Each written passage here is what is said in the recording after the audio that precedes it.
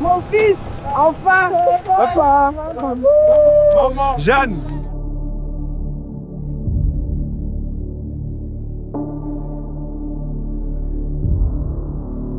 Alors Kofi, tu travailles dans quoi là-bas? T'es devenu riche maintenant, hein? Grand frère, moi aussi je veux partir. Oui, ça va, je me débrouille. En Afrique, quand tu voyages en Europe, tu deviens souvent aux yeux de ta famille et de ton entourage un symbole de réussite, d'espoir et de fierté. On imagine que tu as une vie parfaite, un bon travail, de l'argent et que tout a changé pour toi. Et quand tu reviens au pays, tout le village, tout le quartier t'observe comme quelqu'un qui a réussi.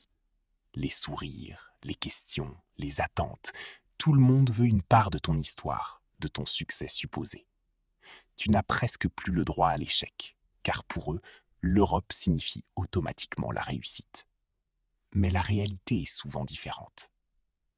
C'est dans ce contexte que revient Kofi, un jeune homme de 28 ans, après plusieurs années passées en Europe. Accueilli comme un héros, il est rapidement entouré de sa famille et des voisins, qui voient en lui un exemple à suivre. Pourtant, derrière son calme et son sourire forcé, Kofi cache une vérité bien plus dure. La suite va te surprendre. Abonne-toi pour ne pas la rater. Et dis-moi en commentaire, toi, t'aurais fait quoi à sa place? En Afrique, quand tu voyages en Europe, les gens pensent que tout commence là-bas. Mais la vérité, c'est que tout commence bien avant. Tout commence ici, dans la chaleur du quartier, dans les rues poussiéreuses, dans les rêves qu'on construit sans même savoir s'ils vont un jour devenir réalité. Kofi n'a pas grandi dans le luxe. Il a grandi dans un quartier simple, comme beaucoup d'autres. Des maisons serrées, des voisins qui se connaissent tous, des enfants qui jouent dehors jusqu'à la tombée de la nuit. Chez lui, on n'avait pas tout, mais on faisait avec. Sa mère se battait tous les jours pour que la maison tienne debout. Pas seulement les murs, mais aussi les espoirs. Parce qu'en Afrique, quand tu es parent, ton plus grand investissement, ce sont tes enfants. Kofi était un enfant calme, pas du genre à faire du bruit, pas du genre à traîner. Il observait beaucoup, il écoutait, et surtout, il travaillait. À l'école, il n'était pas le premier de la classe, mais il faisait partie de ceux qu'on respecte. Les professeurs disaient souvent que ce garçon irait loin. Dans son quartier, ça suffisait pour créer une attente. Très tôt, Kofi a compris quelque chose. Ici, pour changer sa vie, il faut se battre 2 fois plus. Alors il s'est accroché. Même quand il n'y avait pas d'électricité, même quand il fallait réviser à la lumière d'une lampe, même quand ses amis sortaient et rigolaient, lui restait concentré. Pas parce qu'il était différent, mais parce qu'il savait qu'il n'avait pas le droit d'échouer. Les années passent. Collège, lycée, toujours sérieux, toujours constant. Sa mère commence à dire aux voisins que son fils va devenir quelqu'un. Petit à petit, ce n'est plus juste un espoir. Ça devient une attente. Après le bac, Kofi entre à l'université. Là encore, rien n'est facile. Les amphithéâtres sont pleins, les conditions difficiles, les moyens limités. Mais il tient, parce que pour lui, abandonner n'est pas une option. C'est à cette période qu'il commence à entendre parler d'une autre réalité, les bourses d'études. L'Europe, les opportunités. Au début, ça semble loin, presque irréel. Mais plus il écoute, plus ça devient possible. Un jour, un professeur lui dit qu'avec son niveau, il peut tenter une bourse. Cette phrase change tout. À partir de là, Kofi ne pense plus qu'à ça. Il se renseigne, il cherche, il remplit des dossiers, et ce n'est pas simple. Demander une bourse, ce n'est pas juste envoyer un papier. C'est écrire son histoire, prouver sa valeur, espérer sans garantie. Les mois passent, les réponses tardent, le doute s'installe. Parfois, il se demande si tout ça vaut la peine. Mais il continue, parce qu'au fond de lui, il sent que sa vie peut basculer. Puis un jour, le message arrive. Il est accepté. Ce jour-là, tout change. Sa famille est en joie. Sa mère pleure.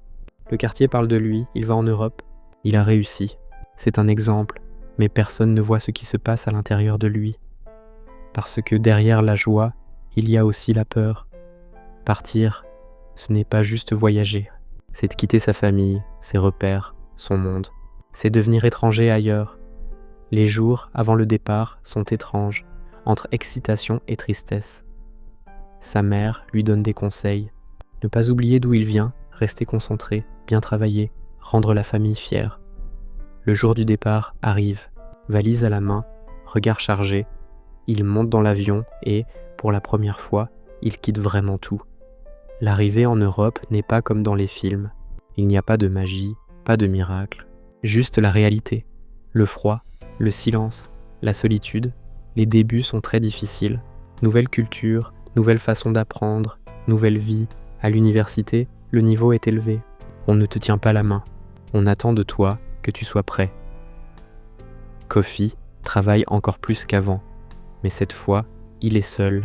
Pas de famille, pas de soutien direct. Juste lui et ses responsabilités. Il découvre aussi des réalités qu'on ne montre pas. Les problèmes d'argent, le coût de la vie, les petits boulots. Parfois, il doit choisir entre manger correctement ou économiser. Il apprend à survivre, à se débrouiller, à encaisser. Malgré tout, il tient, parce qu'il n'a pas le choix, parce que derrière lui, il y a toute une famille qui croit en lui. Petit à petit, sans s'en rendre compte, il commence à changer. Au début, il pensait que le plus dur était derrière lui.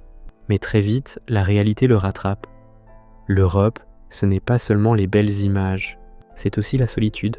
Les premiers jours passent lentement. Il découvre un silence qu'il n'avait jamais vraiment connu. Le silence, des chambres vides, des journées sans parler à quelqu'un, des nuits où personne ne t'attend. Ici, personne ne le connaît. Personne ne l'appelle mon fils. Personne ne lui demande s'il a mangé. Il est seul. À l'université, le choc est brutal. Le rythme est élevé, les exigences fortes, et personne ne t'attend. S'il échoue, il échoue seul. Kofi travaille encore plus qu'avant, mais cette fois, ce n'est pas seulement pour réussir, c'est pour survivre. La bourse ne suffit pas toujours. Il y a le loyer, la nourriture, les transports, les imprévus. Très vite, il comprend qu'il doit travailler à côté, alors il cherche partout. Des petits boulots souvent fatigants, souvent mal payés, parfois humiliants, nettoyage, livraison, travail de nuit. Les heures sont longues, très longues. La journée, il est étudiant. La nuit, il devient travailleur. Et entre les deux, il essaie juste de tenir. Les semaines passent, la fatigue s'accumule. Il dort peu, mange parfois mal, mais il continue, parce qu'il n'a pas le choix. Parce qu'au pays, on croit qu'il est en train de réussir. C'est là que tout commence. Les appels, qui sa mère appelle, toujours avec une voix chaleureuse, remplie d'espoir. Elle lui demande si tout se passe bien. Kofi hésite une seconde, puis il répond que tout va bien. C'est comme ça que le premier mensonge naît. Petit, presque invisible, mais nécessaire, parce que dire la vérité, c'est avouer qu'il souffre. Et ça, il ne peut pas. Alors, il commence à raconter une autre version de sa vie. Une version plus belle, plus simple. À chaque appel, le mensonge grandit un peu plus. Au début, il pense pouvoir contrôler, mais la réalité est plus forte. Au pays, les attentes augmentent. Les voisins parlent de lui, la famille est fière, sans le vouloir. Il devient un symbole, mais à l'intérieur, il s'épuise. Il commence à cacher les galères, les dettes, les nuits difficiles. Il vit entre deux réalités, celle qu'il montre et celle qu'il vit. Plus le temps passe, plus l'écart grandit, jusqu'au jour où il ne sait plus laquelle est la vraie. Puis vient le moment où fuir n'est plus possible. Après des mois, voire des années loin des siens, Kofi prend une décision. Il rentre. Pas forcément parce qu'il le veut, mais parce qu'il n'a plus le choix. Le retour n'est pas un simple voyage. C'est un test. Au pays, personne ne connaît la vérité. Tout le monde connaît seulement l'histoire qu'il a racontée. Le jour du retour, le quartier s'anime, les regards se tournent, les gens sortent, les enfants courent. Sa mère le voit, court vers lui, le serre fort et pleure. Ce sont des larmes de fierté. À cet instant, Kofi comprend qu'il n'a plus le droit d'échouer. Les jours suivants, il devient le centre de tout. Les questions, les attentes, les projections. On parle de projets, d'argent, d'aide, de voyage. Son petit frère rêve de partir lui aussi. Kofi sourit, répond, joue son rôle, mais à l'intérieur, ça commence à craquer. Parce qu'il sait que tout ça repose sur une illusion. Un jour, un ami d'enfance le regarde et lui dit qu'il a changé. Mais pas comme les autres le pensent. Cette phrase le touche, parce qu'elle est vraie. Le mensonge arrive à un point où il ne peut plus tenir. Un jour, tout bascule. Sa mère parle encore de projet. Tout le monde compte sur lui. Cette fois, il ne répond pas tout de suite. Il regarde sa mère, voit la fierté dans ses yeux et se demande s'il peut continuer comme ça. Puis il parle. Il dit que la vie là-bas n'est pas ce qu'il pense, qu'il n'est pas riche. qu'il ne travaille pas dans un bureau, qu'il galère, qu'il travaille dur juste pour vivre, que parfois il n'a même pas assez. Il avoue qu'il a menti, parce qu'il ne voulait pas décevoir. Le silence s'installe, puis sa mère s'approche et lui demande pourquoi il a porté ça seul. Il n'y a pas de colère dans sa voix, seulement de la douleur et de l'amour. Elle le prend dans ses bras. À cet instant, quelque chose se libère, le poids, le mensonge, la pression. Tout tombe. Pour la première fois depuis longtemps, Kofi respire vraiment. Autour, les gens se taisent, parce qu'il n'y a plus d'histoire à embellir, seulement la vérité. Et la vérité, même si elle fait mal, libère, on apprend à réussir, mais pas à dire quand c'est difficile. On apprend à rendre fier, mais pas à être vrai.